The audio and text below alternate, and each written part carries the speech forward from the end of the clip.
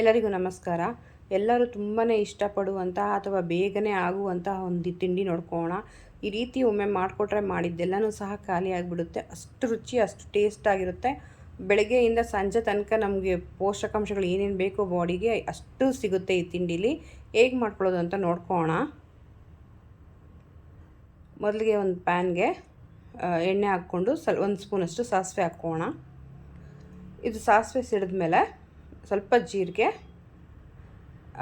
ಕಡಲೆಬೇಳೆ, ಕಡಲೆ ಬೀಜ, ಉದ್ದಿನಬೇಳೆ ಮತ್ತು 2 ಗೋಡಂಬಿ ಅಷ್ಟು ತೊಗೊಂಡಿದ್ದೀನಿ. ಒಂದೊಂದು ಸ್ಪೂನ್ ತೊಗೊಳ್ಳಿ ಎಲ್ಲನೂ. ಸಾಸಿವೆ ಜೀರಿಗೆ ಸಿಡಿದ ಮೇಲೆ ಇದು ಹಾಕ್ಕೊಂಡು ಚೆನ್ನಾಗಿ ಫ್ರೈ ಮಾಡ್ಕೊಳ್ಬೇಕಾಗುತ್ತಾ. ಸಣ್ಣ ಉರಿಲಿ, ಈ ಸ್ಟೆಪ್ಪಲ್ಲಿ ಸಣ್ಣ ಉರಿಲಿ ಮಾಡ್ಕೊಳ್ಳಿ, ಏಕೆಂದರೆ ಕಡಲೆ ಬೀಜ ಒಳಗಡೆ ಎಲ್ಲ ಕ್ರಿಸ್ಪಿ ಬಂದರೆ ತುಂಬಾ ಚೆನ್ನಾಗಿರುತ್ತೆ. ಈ ರೀತಿ ಹುರ್ಕೊಂಡಾದ್ಮೇಲೆ ಹಸಿಮೆಣ್ಸಿನ್ಕಾಯಿ ನಮ್ಮ ಖಾರ ತಕ್ಕಷ್ಟು ಹಾಕ್ಕೊಳ್ಳಿ. ಈರುಳ್ಳಿ ಒಂದು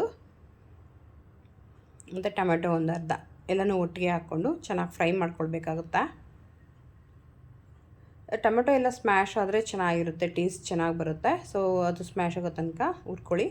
ಮತ್ತು ಒಂದು ಹಿಡಿಯಷ್ಟು, ಒಂದು ಮುಷ್ಟಿಯಷ್ಟು ನಾನು ಸಬ್ಬಸಿಗೆ ಸೊಪ್ಪು ತೊಗೊಂಡಿದ್ದೀನಿ. ಈ ಸೊಪ್ಪು ಹಾಕಿದ್ರೆ ಉಪ್ಪಿಟ್ಟು ತುಂಬಾ ಅದ್ಭುತವಾಗಿ ತುಂಬ ರುಚಿ ಕೊಡುತ್ತೆ.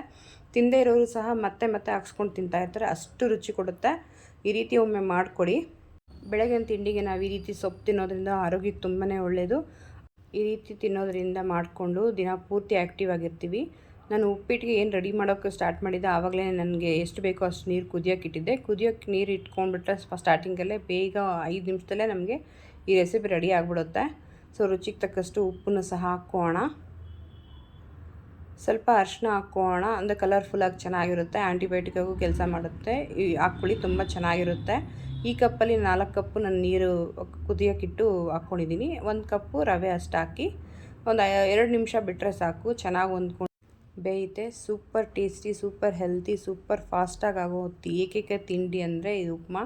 ಬಟ್ ಈ ರೀತಿ ಮಾಡಿಕೊಡಿ, ಎಲ್ಲರೂ ಇಷ್ಟಪಡ್ತಾರೆ. ಚಿಕ್ಕ ಮಕ್ಕಳಿಂದ ದೊಡ್ಡವ್ರ ತನಕ ತಿಂದರೆ ಆರೋಗ್ಯಕ್ಕೆ ತುಂಬಾ ಒಳ್ಳೆಯದು. ನಾವು ಹಲ್ವಾರು ರೀತಿ ಉಪ್ಮಾ ನೋಡಿರ್ತೀವಿ, ತರಕಾರಿ ಅಥವಾ ಮೆಂತ್ಯ ಸೊಪ್ಪು ಆ ರೀತಿ ಎಲ್ಲ ನೋಡಿರ್ತೀವಿ. ಪ್ಲೈನಾಗಿ ಸಹ ಮಾಡ್ಕೊಂಡು ತಿಂತಾರೆ. ಸೊ ಈ ರೀತಿ ಸಬ್ಬಸಿಗೆ ಸೊಪ್ಪು ಹಾಕ್ಕೊಂಡು ತಿನ್ನಿ, ತುಂಬ ಚೆನ್ನಾಗಿರುತ್ತೆ. ಇದಕ್ಕೊಂದು ಒಳ್ಳೆ ನೀರು ಚಟ್ನಿ ಇದ್ದರೆ ಸಾಕು, ಗಟ್ಟಿ ಚಟ್ನಿ ಬೇಡ.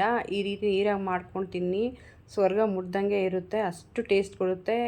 ಇನ್ನು ಯಾರೆಲ್ಲ ನನ್ನ ಪೇಜ್ನ ಫಾಲೋ ಮಾಡಿಲ್ಲ, ಸಬ್ಸ್ಕ್ರೈಬ್ ಮಾಡಿಲ್ಲ, ಪ್ಲೀಸ್ ಫಾಲೋ ಆ್ಯಂಡ್ ಸಬ್ಸ್ಕ್ರೈಬ್ ಮಾಡಿ. ಈ ವಿಡಿಯೋ ನಿಮಗೆ ಇಷ್ಟ ಆಗಿದೆ ಅಂತ ತಿಳ್ಕೊಳ್ತಾ ಹೊಸ ರೆಸಿಪಿಯೊಂದಿಗೆ ಮತ್ತೆ ಸಿಗೋಣ. ಅಲ್ಲಿ ತನಕ ಟೇಕ್ ಕೇರ್, ಬಾಯ್. ನಿಮ್ಮ ದಿನ ಶುಭವಾಗಿರಲಿ.